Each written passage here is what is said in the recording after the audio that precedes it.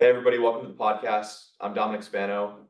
My name is Aaron Herrera. And I'm Eric Ramos. Today we're going to be talking about mastering the recruiting process and how to land an internship.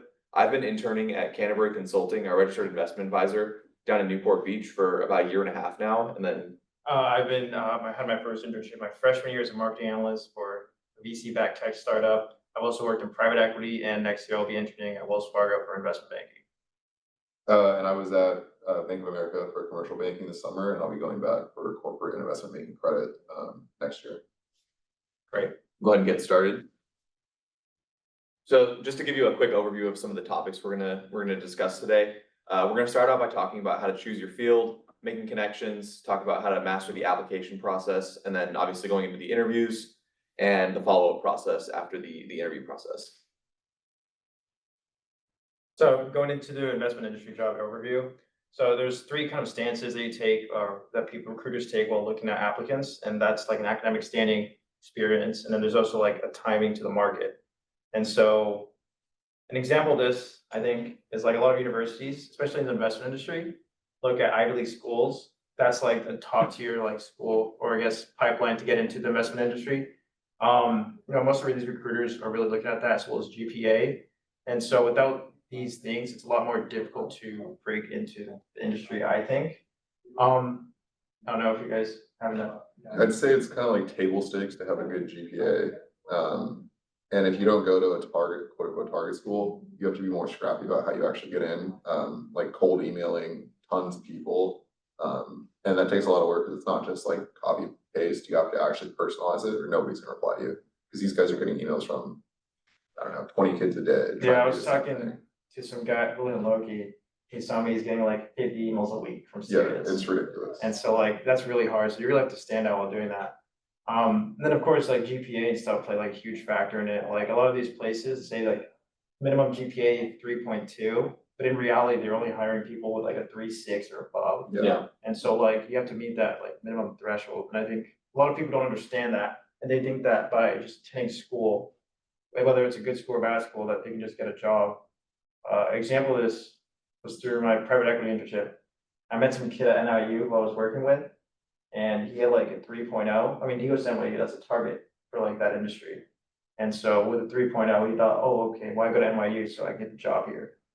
Obviously, did not get a job. He got the internship, but I mean, he doesn't have a full-time offer for next year, and he's kind of screwed over. One of the big misconceptions that I see too is that people think if you're like lacking in one of these areas that you can kind of make up for it completely by excelling in another. I mean, to an extent that might be possible. If you have like, like a 3.4 instead of a 3.6 or something like that, you might be able to make up for it with really good experience.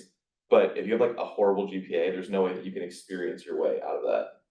Kind of, and vice versa as well. There is an example, there's a student I know, does not have a good GPA at all, like really bad GPA, especially for the investment industry. However, really, like, it's an exception. Like, it's really, this is like very rare to come by, but he did have like an internship at JPM, not doing investment banking, or I think it was investment label, I don't know.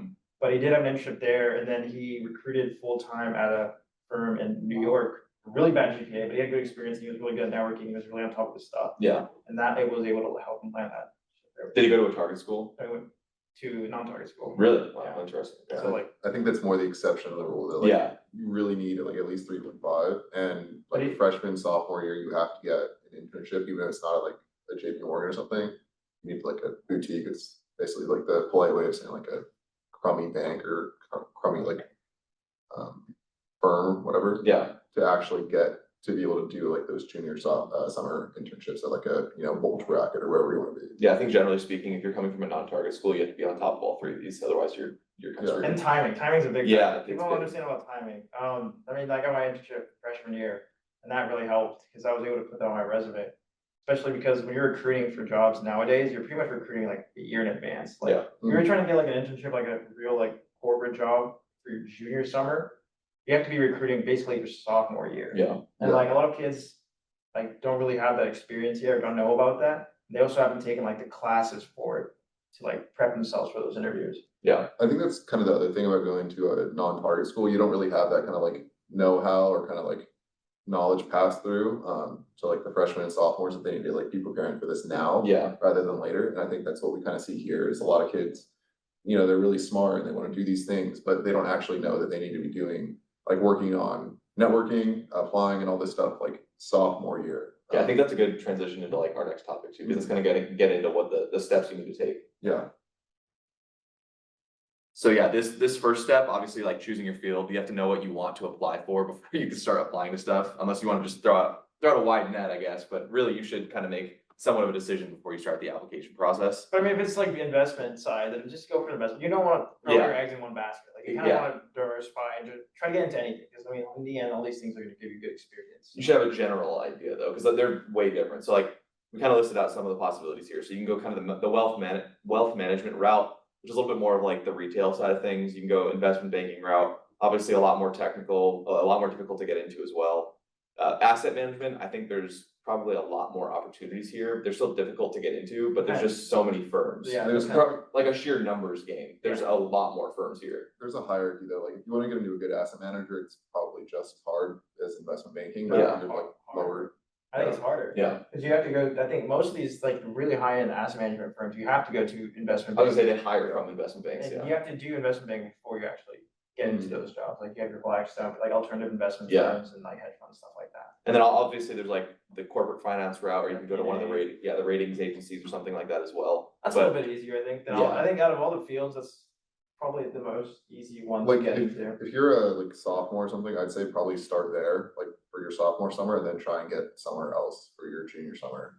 Just having like, you know, like a movie user or something like on your resume is gonna actually get you a second look. Or wealth management too. And there's Yeah. a lot of kids, they do like wealth management, like a local firm, like Yeah. wherever they're at. you can cut the old like, just walk in and hand them the resume, that actually like might work at a little like wealth Like management a shop. boutique shop. Yeah, exactly. Cause the thing about like wealth management, it's all like, it's like FaceTime. It's really, that's all it is. It's literally just FaceTime. It's like, can you sell? It's like sales. It's like, Yeah. like as an intern, you're pretty much just cold calling people. I mean, unless you're like a crazy wealth management firm, like Main Street Advisors. Yeah, I mean, other than that, like it's pretty much just sales entry level. And so that's all you're gonna be doing. But I mean, just having that name like Morgan Stanley, UBS or Area Consulting on your resume looks good. Yeah. So that's a good like first time internship if you're trying to get into like the higher investment industry. It's kind of like stepping stones. You need something to kind of start with, and then you can kind of like move your way up as you go. yeah, exactly, And then I think out of all these, the investment banking, yeah, it is the hardest one to get into. 100%. And it's like a 1% acceptance rate. You have like last year alone, there was like 300,000 applicants, and only like 1% of them were able to get in.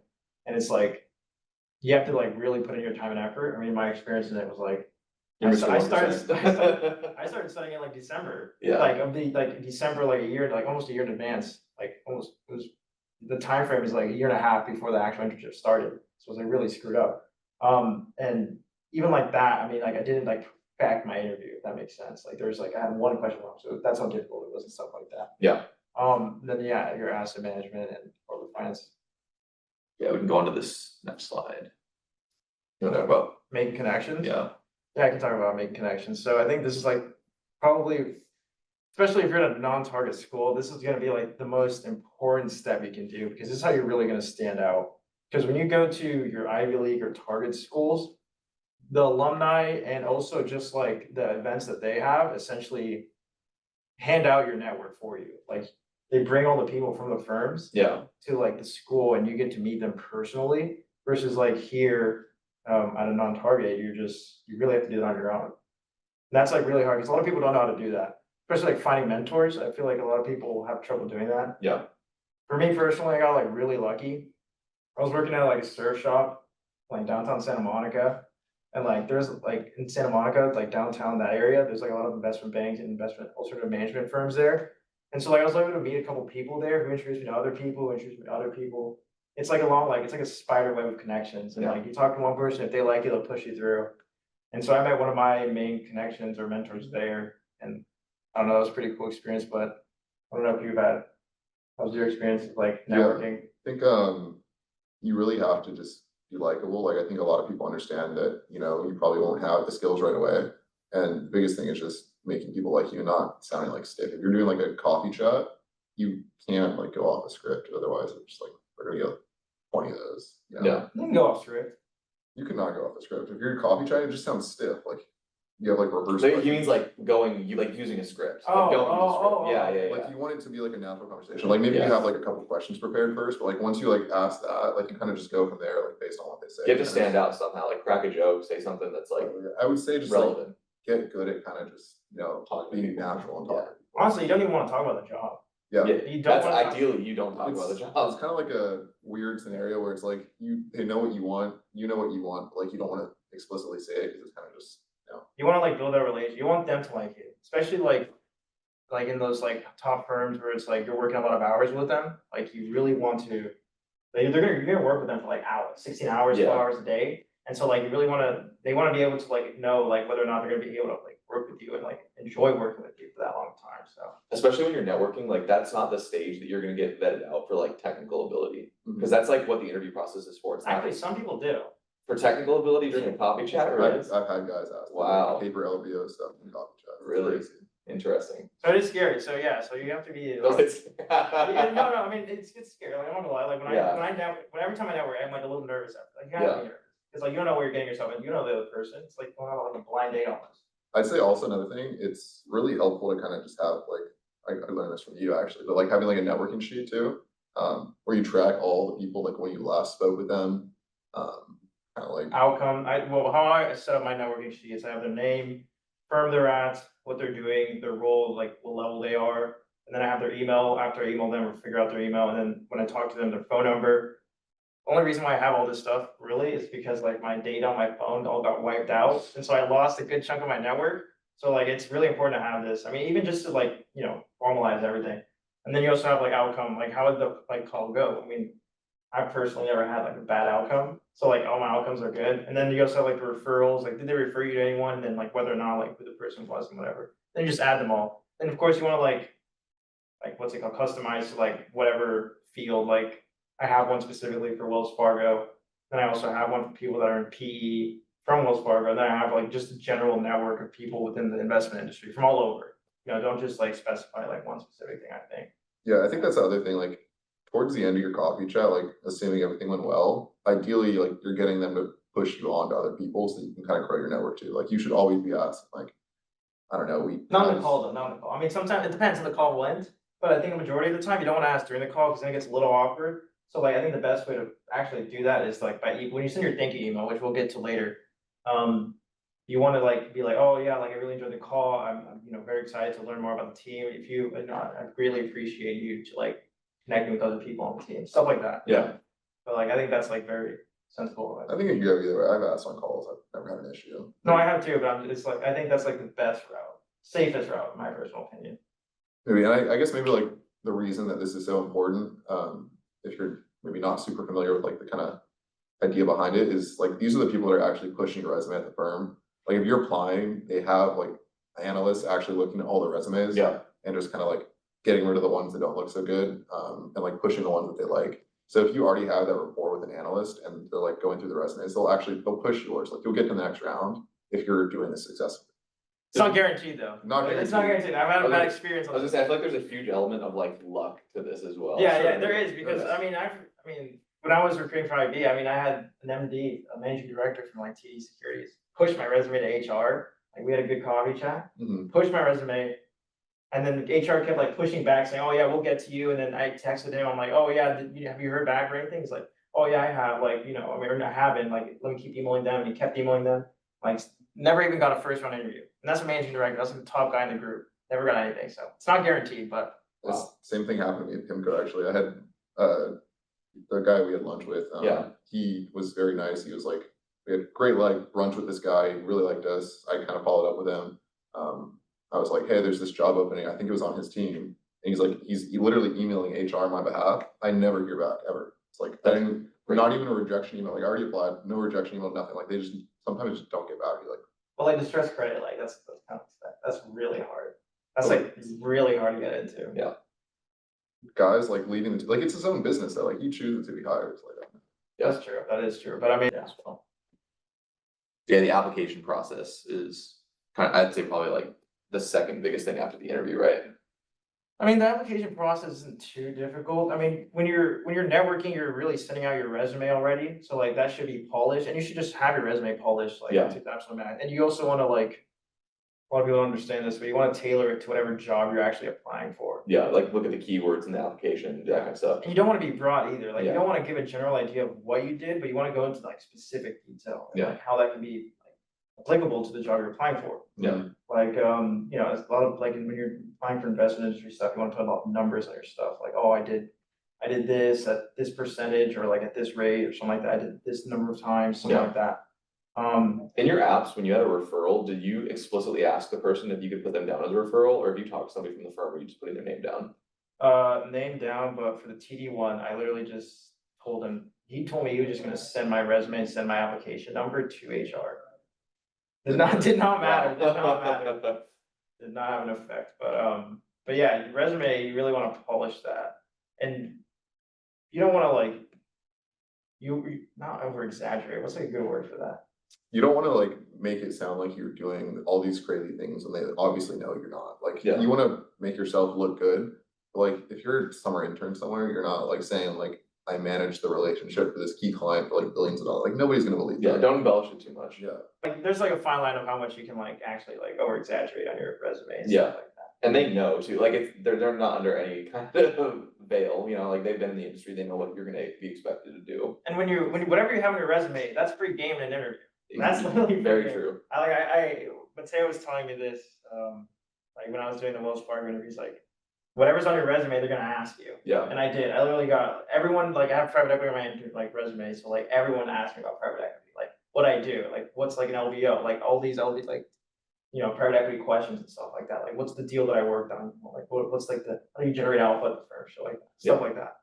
And you know, I mean, it's pretty difficult to do, but and then you know, when you're doing the application, there's also like the written part. I mean, that part's annoying, realistically.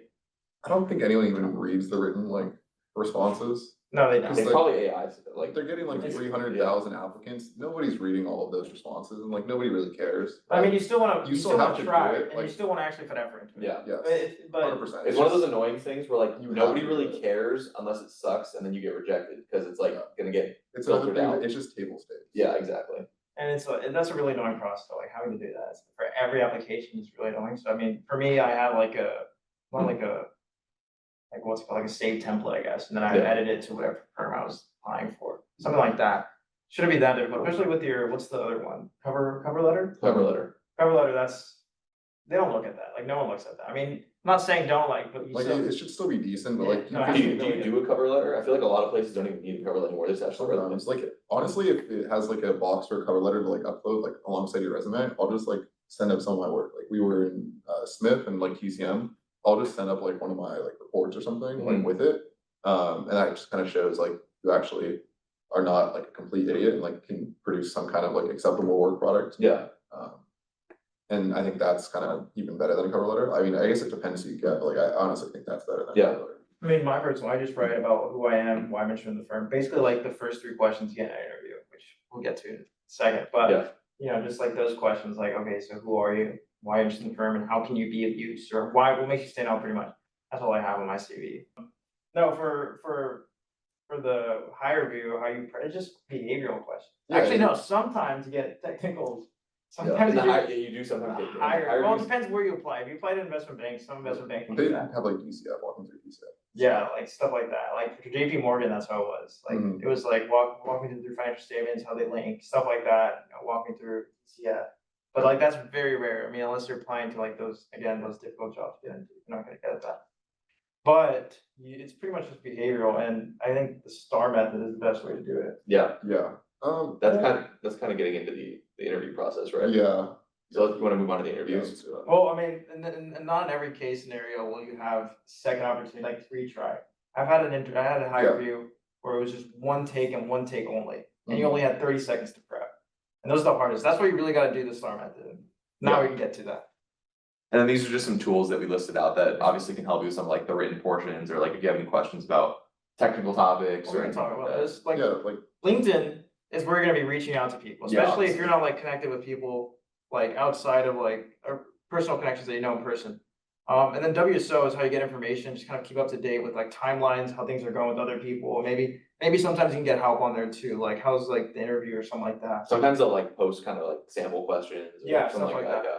And then Grammarly is just like to help you polish your resume too. I'd say actually like put your stuff like in the Grammarly website, like the little like web extension Yeah. doesn't catch everything, and like you don't want to make a stupid mistake in an email or something where it's like, you know, everything else is great, but like they're gonna hyperfixate on this like one detail and it just makes you look like an It idiot. completely ruins your credibility.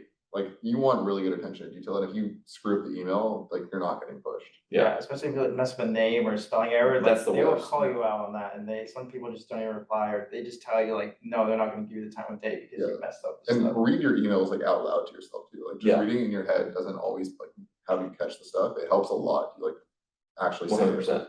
out loud. Yeah. Then you put what is that? Investopedia, I mean, I guess like if you're trying to learn more topics, if you just have questions is what I was Yeah. trying to get at. yeah. Not necessarily to like study up for an interview, but just like random questions. If you're just like, wait, what is this again? Like, what's the formula for this? Like, it's kind of helpful sometimes. Yeah. Looking up information ratio and chart Yeah, ratio. Error, exactly. tracking error, how to give a stock pitch. What is an equity? What is an equity? And then, yeah, this is kind of the big one, the interview process. I mean, after you've done all those steps, after you finish, deciding what industry you want to get into, you did all the networking, then you completed the application, then you get to the interview. This is the deal breaker right here. Like you have to be really good on this. You mess this up, and then all your hard work just gets thrown in the trash pretty much. Yeah. And like how the interview is structured for most places, especially in the investment industries, it's a couple rounds usually. I don't know, it depends on where you're applying. I'd say around 3 rounds usually it is. And like first one's just behavioral or sometimes just even informational. Just a chat, like I think my first one was just like a chat, just to talk a little bit about the role, like get a feel for how I was as a person, and then to get into like the behavioral stuff. Yeah, I think it's like, they just talk about like, okay, like what are you gonna be doing here, stuff like that. Yeah. Like why do you like the job, stuff like that. And that the first round's pretty easy. I mean, as long as you're like conversational, like should be fine. It's not like anything you'd have to really worry about.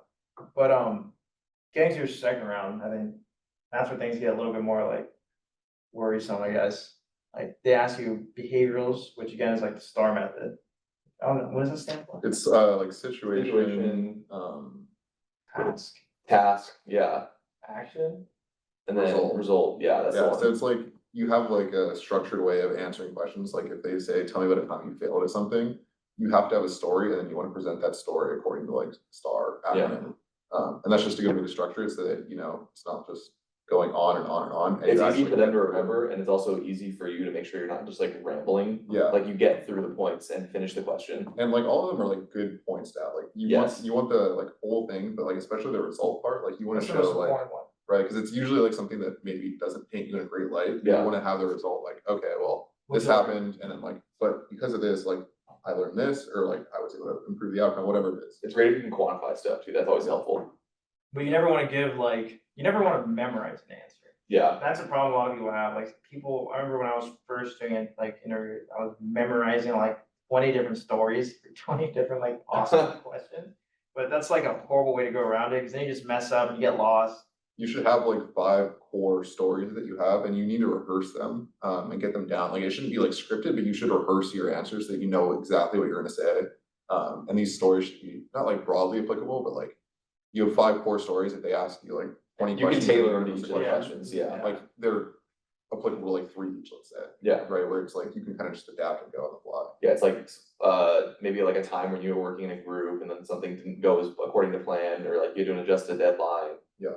What's another one? Or you had to deal with like a position of authority that wasn't like meeting Or like tell me about a time you had conflict. like conflict just generally speaking. And then you could use basically any of those and just apply it to that. Sometimes they will throw you off. Yeah. Wells Fargo threw me off. Like they did this, I don't know, but one of the interviews was questions they asked me about a time where it's like, well, tell me about a time where you had multiple tasks and another one got thrown on top. Yeah. Like, what'd you do to learn about that? I got that. Okay, that was like, okay, that's simple, right? The next one is like nearly the same question, just worded differently, and that threw me off. Cause it's like, okay, that's kind of like my answer that I have. Now I have to like, you know what I mean? Like it throws you off. It really gets you confused. Now you have to come up with like another similar answer pretty much from the previous question with another story. And then sometimes, that can throw you off, and Do you think that was a test, or do you think they didn't It was intend it? 100% a test. Yeah, Like, just they see, did it- just to see if you would say the same story twice. 100%. And that can happen. It's pretty scary. But I mean, just that's why you have those 5 core stories. I mean, I wish I prepped a little better, but When you do, so was your experience with behaviorals and technicals that it was like HR doing the behaviorals and the technicals was usually somebody from the team? 100%. Yeah, right. I think that's usually how it goes though, right? Yeah, I've never had like an HR person ask me a question. But I just mean more like HR is usually behaviorals and then technicals is more like team members. Yeah, it's like kind of stupid too, like some of the behavioral questions that HR will ask you are like really meaningless. Yeah, Like, just boilerplate. like- honestly, if you can get them talking about themselves, that's the best. Like I had one, where I was doing a behavioral, like an HR person. And I knew who it was beforehand, so I go on their LinkedIn, I'm like looking at their whole LinkedIn page, I'm like, oh, they used to work at this like nonprofit. I just started talking to her about the nonprofit, pushed me through to the next one, just like after like 2 behaviorals. I had an interview for EY with one of the executive directors. And he's like a big sports fan. I could see from his like social media, he's a huge sports fan. Yeah. And I know obviously since he's like an exec, he has like only a limited amount of time. So I got a conversation going about like the Angels, and we just ended up talking about sports for most of the time. And then at the end, he was like, "Oh crap! Like I didn't even ask you any of the stuff that I was supposed to." And I was like, "Perfect! Like amazing." Yeah. Like sometimes it's hard, like I've had ones where it's like not even just like an interview, but like coffee chat or something, you Yeah. want to get them to talk to themselves, you just can't find a string to pull on. Like they'll give you like a very blunt answer and like that's it, like they don't give anything. They probably know what you're doing. Like, yeah, but like sometimes it's just like some people like give you the time of day, some people won't. Yeah. So I mean, it's just kind of luck of the draw.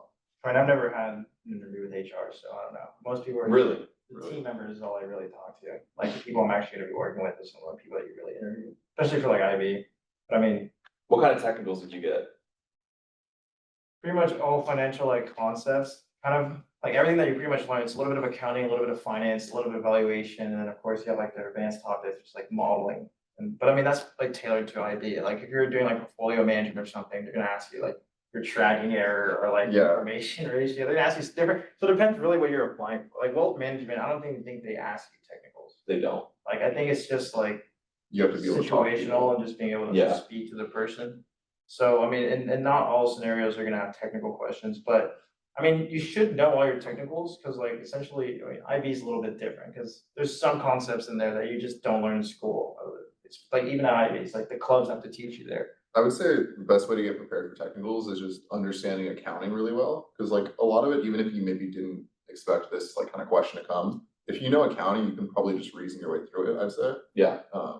And so like, and there's also guidebooks like online, like Yep. Wall Street Oasis and all these other places have like guidebooks of like 200 of like the most common technical questions for like investment banking or whatever role. You can kind of just go through and like practice these, and like you can just basically figure out how to answer them and then be prepared for the interview. Do you have examples of the technicals that you guys received? Like just like an actual question? So I mean, before I get into that, you don't wanna just memorize the answers either though. No, You of actually course wanna understand the underlying concept behind it, because That's why you have to know accounting. Because, okay, so for investment banking, you have the 400 investment banking questions handbook, which literally gives you 400 possible questions you can get asked.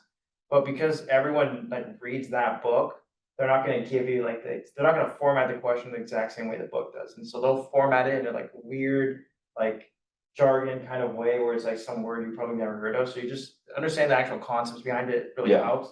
Cause like, they don't ask you like, I don't know, like in the investment banking book, there's like some words in there that just like have multiple different meanings, and like the way they word it's like completely different from the book. So you just really want to prep it that way. But a lot of questions for me was, we start off with like accounting, because that's like the underlying aspect, like Eric said. It's just like, like walk me through the financial statements, like how do you analyze a company through them, like how they link, because you're gonna have to, build that and understand that.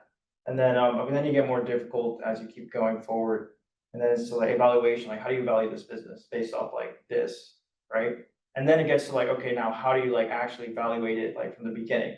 Like, let's say like they give you an example, and sometimes it's a case study, but it's like they give you the numbers, like, okay, this company has this much shares outstanding, the price of this, they have this much cash, they have blah, blah, stuff like that. It'll be like an enterprise value question. Yeah, Yeah. or like what, and then the very end, it's like walk me through like an actual model, like how to model the company, like from the beginning, like starting from revenues, landing all the way at levered, and then unlevered free cash flow, your different discount rates, and then how you calculate those different discount rates and what they mean conceptually. Mm. And then like, okay, based off this, what's like the actual price of the company or target price, I guess.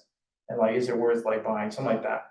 And then of course you have like the LBOs, which leverage buyout like models and merger models, which you don't really learn your first 2 years. You don't even learn leverage buyout models like at all in school. So like stuff like that, you're not really I gonna, don't think I've ever heard a professor talk about an LBO, ever. never. So it's like, those are like the really difficult ones. And like I said, because I have private equity on my resume, I got a lot of questions tailored to like LBO stuff, like how do you value a company, like based or like the debt schedules and stuff like that, like debt waterfalls, like a bunch of crazy stuff, like you don't really learn in school. And so that's really something you gotta prep for that stuff. And Yeah. then the case studies, I mean, I've never had experience with this. I don't know if Oh, you guys I have have. like 2, almost 3. I've had one, Yeah, yeah, one. it depends what you get, like I've done a like 90-minute LBO test, and I've done basically like a stock pitch, like a write-up in a 3-statement model for like long short equity position. So those ones are kind of like, where it's like, takes a lot of time to actually do it, well, not the Yeah. 90-minute one, but like, takes a lot of time for like the case study, for like the whole pitch and everything. Cause you have to like go through the filings, and then for this particular one, they wanted you to do all of like the data entry manually. Mm, So a lot of that was just spent like actually entering numbers, like assuming they're gonna go in the file history, make sure you don't like just copy paste stuff from FactSet. yeah, So that one took forever, and I was doing this on like a MacBook, too, so Yeah. it's terrible, but case studies can be way different too. There's like the, obviously like ones where they front load you with information and they're like, all right, in a week you have your interview. But then there's also the ones where they just give you the information as you go and want you to like reason through it in the interview, and you don't have any kind of background knowledge, Hmm. which I think those are probably tougher, but you can kind of, there's also like variety within those. There could be like the really quantitative oriented ones, which I think are typically like the kind that like a consulting firm would give out, like a Bain type interview. You can look up the questions from Bain. They have like tons of people who walk you through type interview questions like I that. would say just know what you're applying to and like what kind of. Exactly, You're likely yeah. to get. What was Keyshawn's role? He was doing commercial banking, like super day, they gave him a case No, but like study. what was credit, right? Yeah, commercial banking. It was like just a company Would profile. you lend to them? Yeah, exactly. Based off their financials. It was like very high level qual type Yeah. question. Yeah, and this is kind of like an easier one, but they kind of gave him like a Excel spreadsheet where it was kind of like, they had these fields to just like kind of fill in. And he just had to calculate like coverage ratios and stuff, but like, Yeah. they can range from like pretty simple, to like really, really complex. Yeah. And takes a lot of. There was one that I read where they gave them a week to do this. They asked them how would they value like a commodity future from like the BC times, like BC. Really? And it's like great, but that's like for like, Kind of a cool case study, honestly. no, but that's like, how do you even do that? Like BC, like the first, gotta first Do future something ever. creative. I don't know, but I think that was for like a hedge fund. I'm pretty sure that was for a hedge fund. That sounds very hedge fundy. Yeah. Yeah. Honestly, I would love that, that sounds really fun. Well, like that stuff is like pretty, that's too much. I mean, but that's like at a future level. You're not getting a hedge fund out of undergrad. I mean, unless you're like, your dad works there or something like that. Have you ever gotten the, like, how many windows are in New York City type question? Like that, Oh, pretty much the brain teasers. Yeah, I have you ever never, gotten any of those? thank God I I've never, yeah. I would be so cooked if I did. Yeah, There's, I mean, like, there's like simple ones and there's like difficult ones. Like, I think a good example of this, I was asking TCM classes, people in TCM the other day, a couple weeks ago. It's like, what angle does the clock make at 3:15?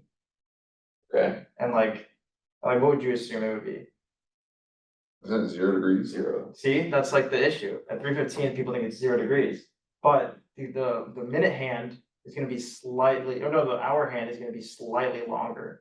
Because again, it's not at 3:15, Oh, it's yeah. 3:0. So Oh, see, so Yeah. like that's a brain tease. Like everyone thinks it's 0, but in reality it's like 7.5 like degrees or something Yeah. like that. Like a Yeah, I tiny ain't amount. answering that one right. Yeah, like I thought that too. And then there's other crazy ones like how many tennis balls fit inside like a Boeing 737? I've heard that one a bunch of times, like how many X fit in Y, like, And I but hate the point those. is to not be able to answer the question correctly. It's just, That's- they wanna see your reasoning, like how you got to your answer, so the answer itself isn't necessarily important, but assuming that you like follow logical steps to get to your answer, that's what they really care about. It's like a Boeing 737 fits like what? 100 people? Less? it's more, I'd say those are like more consulting focused though, like Yeah. there's some of them where they actually do have a correct answer though, that are like kind of hard to like figure out. Yeah. That's those- like I said, like that's like the Bain type questions, like consulting groups that will tend to give you like I've seen, very like, some numerically. examples for like equity research roles where Yeah. it's like, I don't even remember, it's like, they have like a picture that goes with it, it's like 2 poles and like a rope between, like ropes and like hanging, like how long is the rope, like it tells you like how far it is from the ground, all this stuff. And It's a geometry question essentially. Yeah, I was like, For I haven't Gold- done geometry since like middle school, I'm like, for Goldman, one of them was like, how many times does the ball like jump from the other side of the net to the other side of the net throughout the entire like US Open tennis? Interesting. Like, that's a pretty good one. Like, you have to assume like a match, like, there's like, I don't know, That requires like tennis knowledge, I right? mean, that does, but like, someone got asked that. That's actually kind of funny though, because they're just assuming it's gonna be like some rich kid who like is very in tune with like the tennis culture. I like if they ask me that, I'm like, dude, I don't even know tennis that well. Like, I don't know how long the game's What are. is give me tennis? different sports. Yeah. Like after 15 love or something. Yeah. 30 love, I don't know. But yeah, the interview process, that's the make or break, and you wanna be prepping for that, like, not every day, but like for a while now. Like, you don't wanna wait till like the first week to like actually do that. And actually, going into the interview process, this is a big process, the part that we missed about the interview. It's the most important 3 questions in an interview, which a lot of people like kind of overlook, Yeah, is who are you? yeah, Why do you wanna work in this industry? And then why do you wanna work at this company? yeah, And I think the issue is that people, especially for the who are you, or like tell me about yourself, or walking through your resume, people usually just straight up walk them through the resume, but like no one wants to hear that. You're not supposed to actually say, oh, my name's Aaron, I've done private equity this, I've done this is what I was doing there. And no one wants to hear that. You have to build a story, like literally. And like that's one thing I learned while prepping for IB. It's you want to not like over exaggerate or like make up a story, but kind of walk them through how you're kind of like you were made essentially to get into this industry, starting from like a specific life point. Example would be for me, like I talked all the way back to middle school and how like since middle school, I was essentially like pretty much bred to like get into IB. So you gotta walk them through like a life story, the like chosen one. something like that. So it's like, you wanna come up with a story, like a good one that makes sense as to why, So like, for example, I guess for me, it'd be like, oh, I was doing this in middle school. I was very entrepreneurial spirited. So like I started my own company. I was more interested in like financial aspects. And I met all these people also doing this. And then because of this interest, I wanted to gain more experience. And then you bring in like the resume points, which is like, I was doing this and Yes. and then don't talk about what you did, but talk about what you actually loved and like liked about the job and like stuff like that. And then how that pushed you to do something else, another internship. And then how that pushed you to essentially get you where you are right then and there, which is the interview. Like all this stuff basically brought me here to where this interview is and stuff like that. I met a guy who was working in restructuring, and it wasn't him, but like someone he knew, like when they asked like, why do you want to work in restructuring? It was like my mom like had to declare bankruptcy, and so I got really interested in bankruptcy law, and like I went down this rabbit hole, and now I want to work in restructuring. Oh So my that gosh. guy got passed through immediately. So like, it's like, yeah. You have to have a good story as to why. And then of course, like why you wanna work at the bank? That's also a really important question, because like my original answer structure was literally just like, oh, this firm is cool, you guys have a lot of money, you guys, do a lot of like boring stuff, like, okay, who cares about this stuff? You wanna talk about like, Like I talked to this person, they told me like this about the culture, I really enjoy that, I had experiences elsewhere, and I think that I would It's assimilate. helpful if you're very specific. yeah, you wanna talk about culture, like you wanna mention like specific people, that's why the networking part is that important, because then you can also like name drop people during the interviews, like, oh, okay, this person knows people at the place already, so they seem to like get along well. And then you wanna talk about like how the company essentially relates to you and how you fit in like culturally. And I think, those are the most 3 important questions when it comes to an interview. Yeah. Yeah. All right, we can go on to the next section, which I think is just following up. Following up it's pretty simple. You pretty much Table stakes. every time you talk to someone, whether it's like an interview, networking, or coffee chat or anything, you want to always follow up, because that's just, you're building your relationship with them and you don't want it to like lose track or whatever, lose traction. So you always want to like say thank you, or just like, every once in a while catch up with them. You want to Something like cement your existence in their mind, like make sure it's the top of mind. Yeah, because again, these people are pushing you through and you Yeah. don't want them to forget about you, because assuming, like, let's say the interviews or like the applications start in January of next year, and like you started networking back in the summer of this year. So like that's like 6 months already. So like if you don't like follow up with them or catch up, they're just gonna forget about you. So Yeah. you really gotta continue to like build that relationship with them, whether it's through text, email, or anything. Preferably email, because like, it's more professional, I feel like, or it depends on the call one, I guess, as well. Yeah, you can also write it out and have a little bit more of a safety net. What do you mean? Like if you're like calling them again to follow, you wouldn't call it to follow up, but like if you're texting, I feel like shooting a text over is way easier to misspell something, have like a grammatical issue, but email, you have to like sit down, it's very formal, like, That's what it depends. there's more of a Yeah. process. Cause sometimes, I mean, like, sometimes I just text people, like, that's fine, But but if I got like a referral from like a friend, and like they're a good friend with that person, Yeah. like you're kind of like boys, like in a sense, like Yeah. already, so it's like, who cares? But like sometimes, like you do actually have to be very careful, like Mm. you just have to know kind of like how the conversation. where you stand, like in relation to them. Yeah. I mean, emailing and texting, but after an interview, you do wanna email. 100% every You time. do wanna email, like, Thank you for your time. And you want, ideally, you want something that's kind of like, not like an ask of them necessarily, but like, you're not just leaving it at that, like, there should be some way of like continuing to like talk, maybe it's like. Keep the a month conversation down the going. line or Yeah. something. sometimes you wanna mention kind of like what you talked about in the interview. Yeah, of course. Cause like it that should be shows that you personal. listened and something like that, and you can like connect in a way, and then just like, you usually wanna send it like immediately after. Mhm. For networking calls though, I usually send a text like the day after. I thought, yeah, I think it's the day after, right? No, but for interviews, it's Oh, like immediately after, like, What I actually did for when I was interviewing, I had like mentioned like I did this stuff at school or whatever. So I literally sent them like an Excel model I did, like I'm competent, like because I mentioned and they'd asked me about it. Because again, like going back to the cover letter, I submitted something like to my work product as part of the cover letter. And then that got brought up in the interview. So it's again like knowing like what's on your resume, what you submit, all that stuff. And then like it got brought up, so I was like emailing them a thank you, and I attached like the file. I was like, by the way, like here it is, like you can see that I'm not an idiot, like I can actually like do stuff too. Yeah. So it's like they get to see your work, even if like they don't have time to look at it. It's like the thought of just having it there is like, oh, okay, like he was confident enough to send it, like Yeah. it's probably okay. like I mean, how I did mine for Wells was, I think I didn't mess up a question, but I messed up one question, and like as a joke, I answered it in the email, Yeah, like something like that, like, something creative to stand out. yeah. So it's like something like that, cause again, you're building these relationships with them. Yeah. And then And that's pretty much it. That's pretty much it. I mean, Yeah. like, just an overview, with the next one. I mean, yeah, you wanna choose your industry, you wanna build that story, you wanna, make that network. You wanna also understand the underlying aspects of what the job you're getting into, because I think the other issue is a lot of people think that they're getting the internship to learn, but you still have to learn or know the underlying like aspect of what you're doing. Like, Yeah. they're not gonna start from the beginning and teach you all the basic financial and accounting stuff. They're actually like, this is what a balance sheet is, like, that's not happening. Yeah, no, you have to actually understand, which is why I guess GPA, they really look into that, because like if you have a high GPA, you have a high good understanding of what you're getting into. Yeah. And stuff like that. And I mean, you're not gonna add value, but they just don't wanna have to babysit you. Yeah. You can, it's difficult for you to add value, but it's easy for you to take away value, because if everybody has to explain every little minute concept every single time something comes up, it's. In a Just perfect annoyance. world, like during your summer internship, you're like value neutral.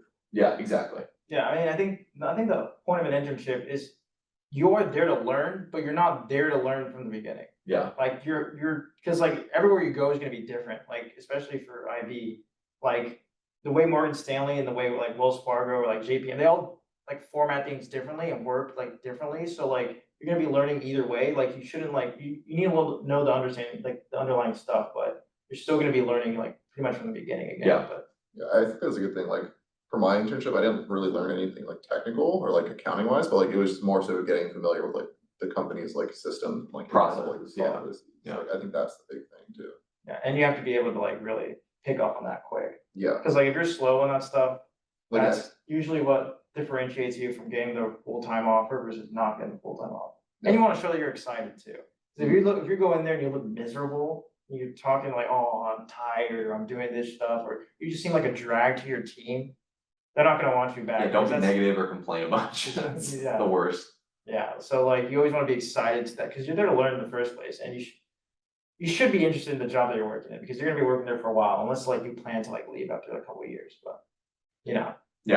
I think that's pretty much it for like how the, application and like how the job process is nowadays, and I think those are the most important things. So yeah, we just wanna say thank you for listening, appreciate you sitting with us, and we hope to hear from you soon, thank you.